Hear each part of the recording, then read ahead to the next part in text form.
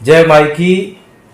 आज एक नए परिदृश्य के साथ आपके सामने उपस्थित हैं और हमारे साथ उपस्थित हैं दतिया सिद्ध तारापीठ के वरिष्ठ पुजारी श्री कवजू जी महाराज। आप यहाँ कुछ प्रश्न लेकर के आए हैं। अब ये प्रश्न क्यों लेकर के आए हैं और ये किनके प्रश्न हैं, इस पर तो चर्चा आगे आपको करेंगे और बताएंगे। सबसे पहले स्वागत करते हैं श्री कवजू जी महाराज का। जय माई की। महाराज, मैं इसलिए आज आपके पास आया हूँ, जो वर्तमान में हमने देखा कि गृहस्थ लोग हुए या आमजन हुए, ये किसी न किसी बात को लेकर लगभग सभी लोग परेशान हैं। हम जानना चाहते हैं कि ये इसकी वजह क्या है और इसका सॉल्यूशन क्या हो सकता है। महाराज देखो, परेशान आज के समय में हर व्यक्ति है। आमतौर पर बोलचाल की भाषा में हम आप भी जो बात करते हैं उसमें हम और आप भी यही कहते हैं कि आजकल तो सभी परेशान हैं। बिल्कुल, सब परेशान हैं। कोई ऐसा दिखाई नहीं देता जो परेशान ना हो। अच्छा, आम और खास की क्या बात करें? आम भी परेशान है और खास भी परेशान है। अब कल चर्चा हो रही थी, कैमरे के पीछे पंडित किशन जी हैं और इन्होंने कहा कि हमें ऐसा लगता है कि शायद राजनेताओं की वजह से लोग परेशान हैं। अब अगर ये मान लें कि राजनेताओं की वजह से लोग परेशान हैं, तो हम और आप राजनेताओं से भी मिलते हैं और पाते हैं कि वो भी परेशान है और शायद इससे ज्यादा परेशान है। बिल्कुल सही, बिल्कुल सही। तो परेशान सभी हैं। युवाओं से बात करो तो उनके अंदर एक अलग द्वंद्व है, वो भी परेशान है।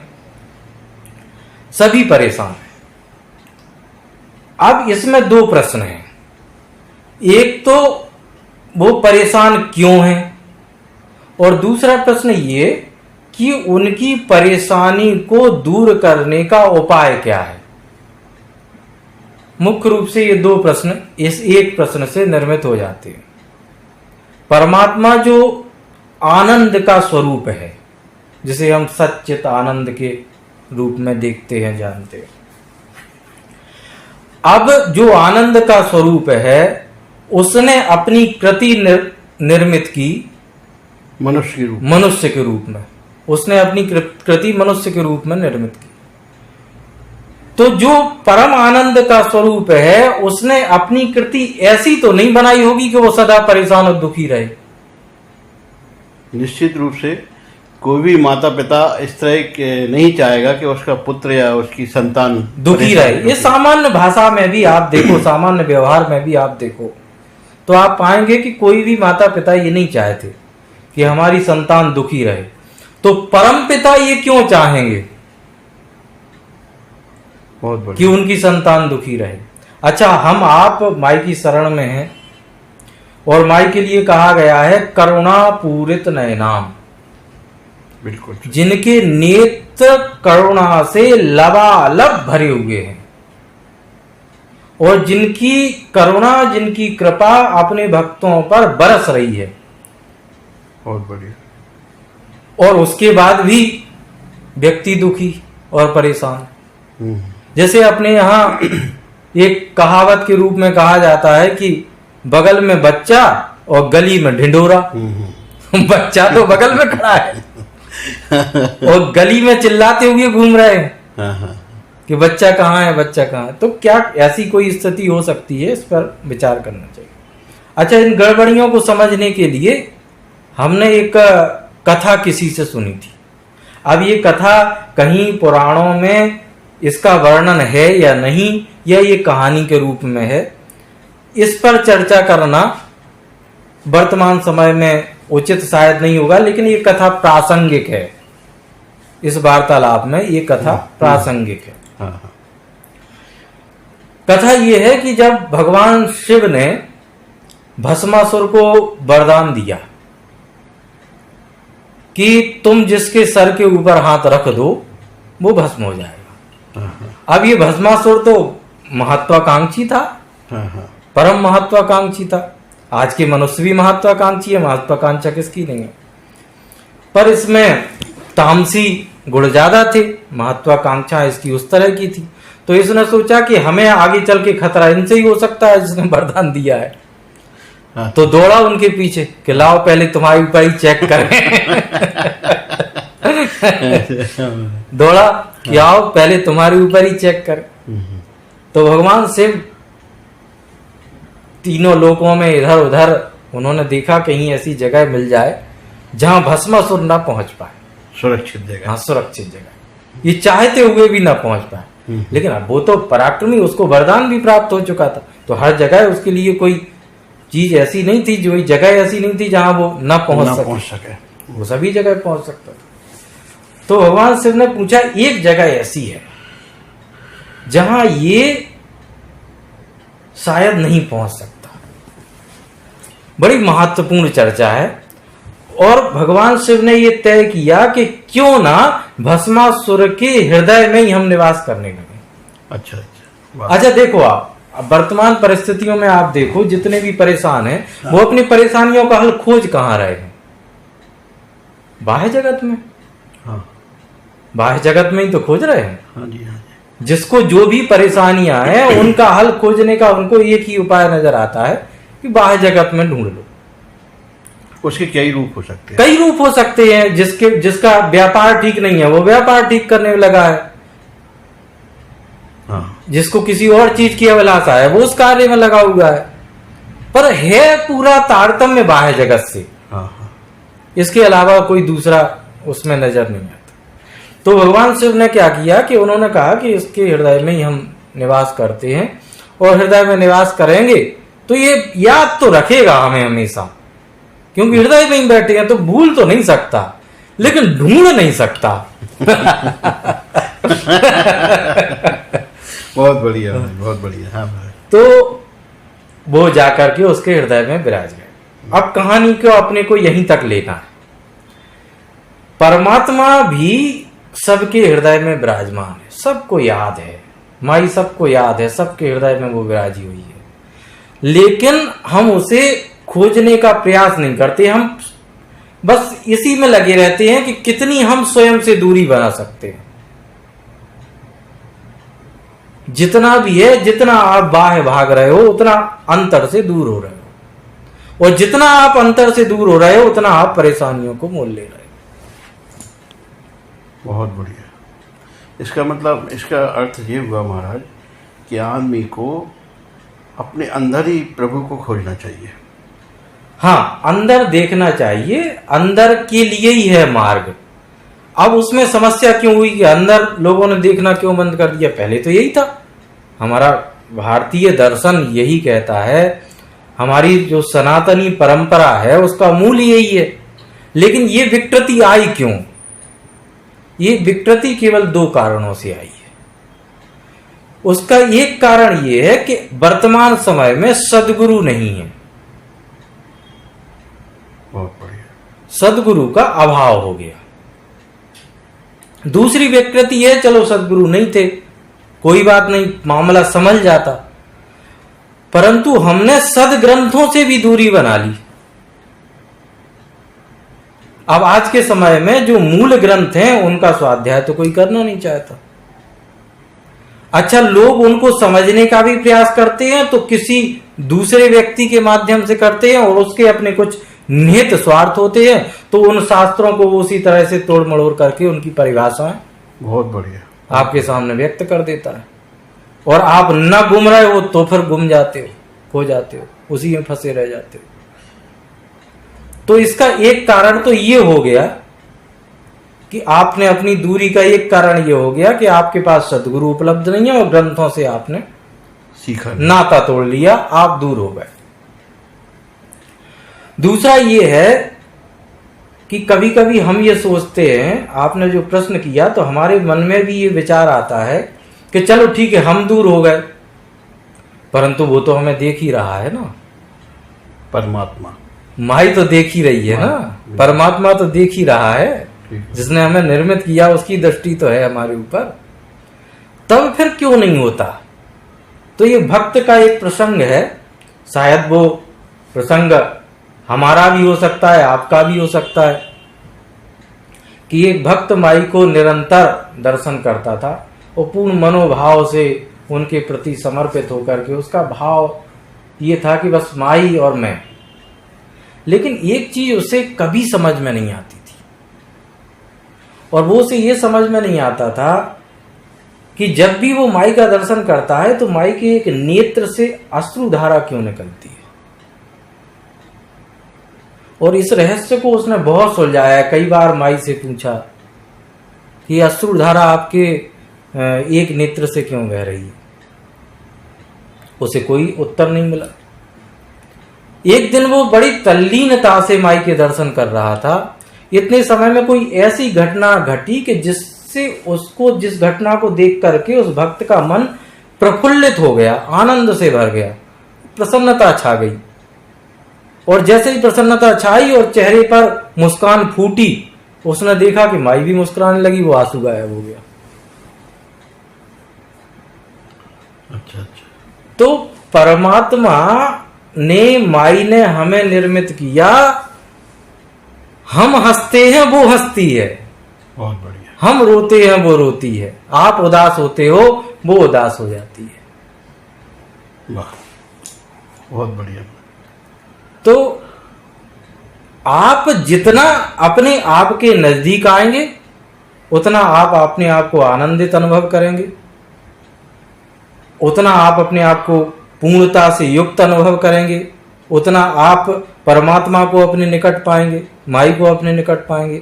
और जितना आप अपने आप से दूर हो जाएंगे, बड़ी सीधी सी बात है, इसमें कोई उलझाने वाली बात है ही नहीं, बड़ी सीधी और सरल बात। इससे ज्यादा सरल क्या हो सकती है? आप जितना अंदर जाओ उतना आनंद से भर जाओ, और जितना बाहर जाओ उतना परेशानियां मोल ले लो।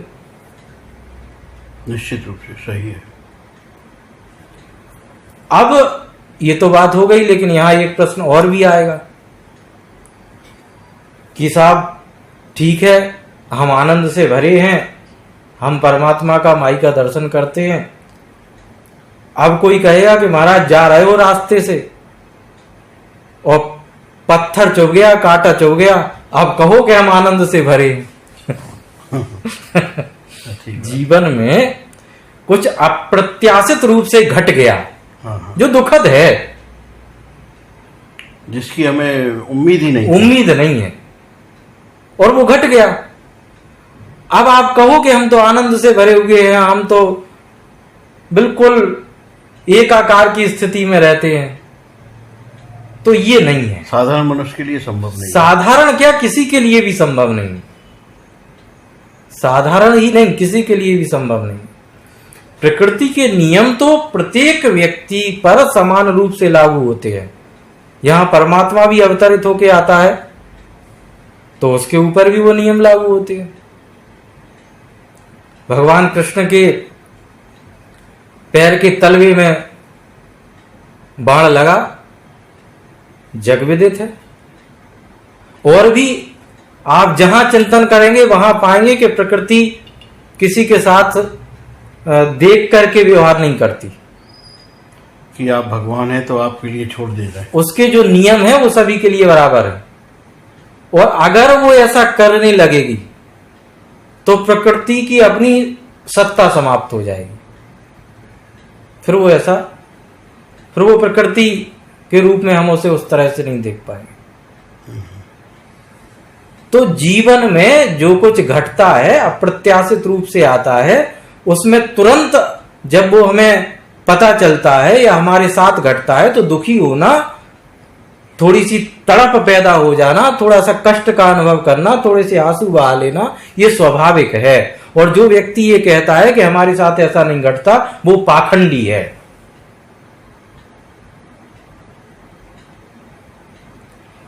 और अगर 1-8% ये मान भी लिया जाए कि कोई इतना अपने आप को उस स्थिति में पहुंचा ले, वो भी माई की कृपा से, परमात्मा की कृपा से, कि उसके साथ ये चीजें नहीं घटती,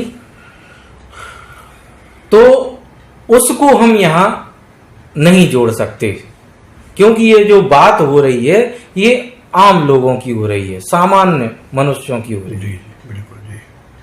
तो उसको हम यहाँ नहीं जोड़ सकते।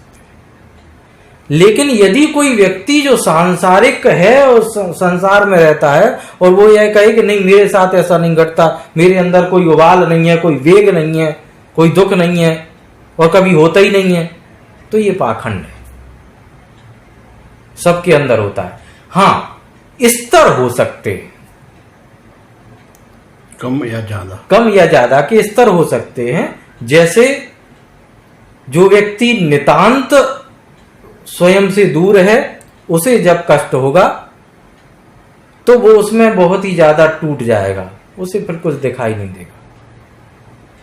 और जो व्यक्ति स्वयं को पहचानता है, जो स्वयं में मस्त है, जो आत्मानंद में आनंदित रहने की कला जानता है, उसे थोड़े समय के लिए प्राप्त होगा और फिर वो वहां जाकर के फिर अपना मूल स्वभाव को में आ जाएगा, स्थापित हो जाएगा, क्योंकि उसका मूल स्वभाव तो वही है।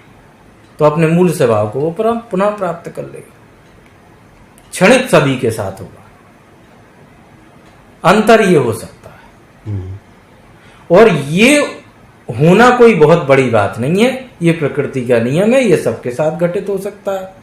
तो परेशानियों का कारण ये है कि हम स्वयं से दूर जा रहे हैं, और स्वयं के पास लाने के लिए जो पद्धति है, स्वयं को पहचानने की जो पद्धति है, जो मार्ग है, वो तंत्र का मार्ग है।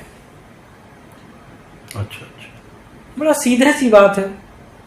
हम किसी रास्ते से जाते हैं, कहीं से होते हुए जाते हैं, तो किसी तंत्र का इस्तेमाल करते हैं। हर चीज में है प्रजातंत्र, लोकतंत्र, हम सुनते रहते हैं, तो किसी तंत्र का ही इस्तेमाल करते हैं ना। ठीक है, सही है, बिल्कुल सही। तो वही तंत्र ही है, तंत्र ही है। तो आप स्वयं में प्रवेश कर रहे हो, तो किसी तंत्र के माध्यम से ही जाओगे ना। तंत्र का मार्ग है। बहुत बढ़िया। तंत्र के मार्ग का ही आप अवलंबन करेंगे, तब आप जाएंगे। ठीक। तो उसका अनुसरण वर्तमान समय की आवश्यकता है, सभी के लिए है। छोटा बड़ा, अमीर गरीब, बच्चा बुजुर्ग जवान, संवेदनाओं में तो सभी उबल रहे हैं। हर व्यक्ति उबल। तो वर्तमान समय की आवश्यकता है तंत्र का मार्ग। और ये भी बड़ा सीधा साधा है, इसमें भी कुछ भ्रमित करने वाली कोई बात नहीं है। आप सीधा सा मार्ग पकड़ो, मंत्र का जप करो, भगवती के चरणों में पूर्ण समर्पित रहो, उन पर पूर्ण श्रद्धा रखो, गुरु मंत्र, इष्ट देवी और स्वयं में एकाकार स्थापित करने का प्रयास करो। यही मूल बातें हैं। ये कौन सी बड़ी बातें, इसको ही करना चाहिए, धीरे धीरे करके इस पर ही आगे बढ़ना चाहिए। तो कोई भी ऐसा नहीं है जो अटपटा हो, अजीब हो, जिसे ना किया जा सकता हो। जो स्वयं में भी कुछ कर सकते हैं, मतलब इस तरह की जो आपने बताया, इसको व्यक्ति स्वयं भी कर सकता है। स्वयं ही करते हैं भाई। पूर्व में भी जिन्होंने किया उन्होंने स्वयं किया, किसी को किराए पे नहीं लगाया, बल्कि आज किराए पे लगाने की परंपरा चल गई है। इतना पैसा ले लीजिए, फिर वो व्यक्ति कहेगा नहीं साहब इतना नहीं, इतने में करेंगे। तो अब ये परंपरा चल गई, पहले ये नहीं थी। पहले राजाओं के पास भी धन बहुत हुआ करता था, लेकिन राजाओं से ऐसा हमने किसी ग्रंथ में, किसी कथा में नहीं पढ़ा कि वो गए हों राजगुरु के पास और जाकर कही वो लो मोहरों की थैली ले जाओ और हमारी तरफ से तपस्या करो। कभी नहीं। अभी भस्मासुर की हम आप सब ने चर्चा की, उसने स्वयं तपस्या की। असुर था तब भी तपस्या की। तो परिस्थितियां ये हो सकती हैं, हम इतना मान सकते हैं कि यदि गुरु है और शिष्य उसके प्रति समर्पित है, तो गुरु का दायित्व बनता है कि शिष्य का कष्ट दूर करे, और वो अपनी ओर से पूरा ये प्रयास करेगा जप तप के माध्यम से, प्रार्थना के माध्यम से, कि हमारे शिष्य का कल्याण हो। और शिष्य का दायित्व ये बनेगा कि गुरुजी जब साधना में ही पूरा जीवन व्यतीत कर रहे हैं, तो उस साधना स्थल की या उस घर परिवार की या जो भी परिस्थितियां हैं उन सब का निर्वहन कैसे हो, उसके लिए जो जो जरूरी आवश्यक सामग्रियां हैं उनकी वो व्यवस्था करवाए, पूर्ति करे। बहुत बढ़िया। ये इतना साफ सुथरा मार्ग था, इसमें जैसे ही व्यापार डाल दिया तो अब पूरी स्थिति बदल गई। अब तो सीधा सीधा सा है, तय करके ही हो रहा है सब। हाँ। और जब आप व्यापारी बन के बैठे हुए हो और सामने वाला भी व्यापारी बन के बैठा हुआ है तो उसमें माई कहाँ रहती है? उसमें लाभ की कोई गुंजाइश ही नहीं बची। फिर कहाँ से गुंजाइश हो जाएगी? हाँ। तराजू लेकर के आप बैठे हो, तराजू लेकर के खरीदने वाला बैठा है, तराजू लेकर के बेचने वाला बैठा है। निश्चित रूप से वो दोनों, और बेच उसे रहा है जो बिक ही नहीं सकता, बहुत बढ़िया, जो ना बेचा जा सकता है ना खरीदा जा सकता है, उसका मोलभाव हो रहा है, उसका मोलभाव हो रहा है, उसका क्रय विक्रय हो रहा है। ठीक बात। ये किसी वर्ग विशेष के ऊपर कोई तंज नहीं है। हम चाहते हैं कि सभी का जीविकोपार्जन हो, परंतु जीविकोपार्जन भी जो हमारा मूल दर्शन है उसके अनुसार ही होना चाहिए ना। हम मूल दर्शन को ही अगर छिन्न भिन्न कर देंगे, उसे तोड़ देंगे, तो फिर इस तरह के आडंबर की क्या आवश्यकता है, महत्व क्या है? तो बहुत अच्छा आपने प्रश्न किया, और आपको भी ये बता दें कि ये प्रश्न महाराज का नहीं था। ये प्रश्न, इनके तो जितने प्रश्न हैं इनके हृदय में उनके समाधान इन्हें पता है। ये प्रश्न इन्होंने आपके लिए पूछा था। महाराज बहुत अच्छा लगा। और ये प्रश्न इसलिए था कि जिससे संवाद के माध्यम से विषाद को दूर किया जाए, जन कल्याण भी हो। हाँ, जन कल्याण में हम ज्यादा यकीन नहीं रखते, फिर चर्चा लंबी हो जाएगी और लोगों को लगेगा, क्योंकि हमें ये लगता है कि जन कल्याण की बात वो करे जिसने अपना कल्याण कर लिया हो। बहुत बढ़िया। हम खुद तो आधे डूबे हैं, आधे निकल रहे हैं, आधे फिर डूब रहे हैं। हम जन कल्याण की बातें करें कि हम ये करेंगे वो करेंगे, तो वो बातें थोड़ा शोभा नहीं देती। हम पहले आत्म कल्याण की बात करें। बहुत बढ़िया। और यदि आप आत्म कल्याण की चर्चा करते हो तो जन कल्याण अपने आप हो जाता है, उसके लिए सोचना नहीं पड़ता। जितने भी प्रबुद्ध हुए उन्होंने कोई जन कल्याण का बोर्ड लगा करके थोड़ी लोगों को आमंत्रित किया, उन्होंने तो अपना जीवन उस तरह का बना लिया। बस लोगों को लगा यही मार्ग वो है जिससे सबका कल्याण जिसमें निहित है। बहुत बढ़िया। और वहां भीड़ लगने लगी और आज वो तीर्थों के रूप में जाने जाते हैं। निश्चित रूप से। तो विषाद को दूर करने का एकमात्र रास्ता है संवाद, और संवाद की परंपरा को प्रारंभ करने में दतिया के मुख्य तारापीठ शक्तिपीठ के प्रधान अर्चक, प्रधान पुजारी श्री कब्जू जी महाराज का जो योगदान है उसके लिए हम इन्हें धन्यवाद देते हैं। और हम इनसे आशा भी करते हैं कि ये ऐसे ही आपके प्रश्न लेकर के उन पर जो चर्चा होगी वो आपके पास पहुंचाते रहेंगे। निश्चित रूप से। अब एक महाराज हम नया विषय कोई पकड़ेंगे, उस पर अपन चर्चा आगे और बढ़ाएंगे। हाँ, इसमें आपका सहयोग और आपका भी सहयोग, जो भी दर्शक हैं या जो श्रोता हैं उनका केवल इतना सहयोग होना चाहिए कि जो भी चर्चा वो सुन रहे हैं वो हमें कमेंट्स के माध्यम से अपने प्रश्न भेज सकते हैं, और भविष्य में, निकट भविष्य में जल्दी ही वो स्वयं हमारे साथ इसी तरह से बैठ पाएंगे, इसी तरह से चर्चा कर पाएंगे। इसका उन्हें पूरा मौका प्राप्त होगा, अवसर प्राप्त होगा। वो तभी होगा जब इस श्रृंखला को आप आगे ले जाएंगे। तो बहुत बहुत धन्यवाद। जय माई। जय माई। महाराज जय माई की।